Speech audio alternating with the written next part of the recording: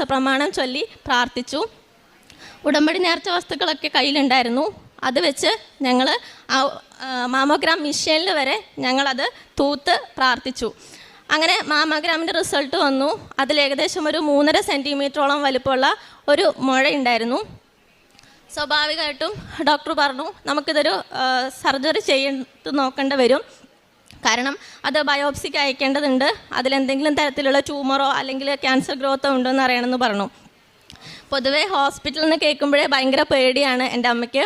അവിടെ ചെന്ന് ഡോക്ടറിൻ്റെ അടുത്ത് നിന്ന് ആ റൂമിൽ നിന്ന് തന്നെ അമ്മ കരഞ്ഞു പ്രാർത്ഥിച്ചു. സർജറി വേണമെന്ന് പറഞ്ഞ ആ ഡോക്ടർ തന്നെ സർജറി വേണ്ട എന്ന് പറയണേന്ന് അമ്മ മാതാവിനോട് അപ്പം തന്നെ ഉടമ്പടി കാശുരൂപം വെച്ച് പ്രാർത്ഥിച്ചു.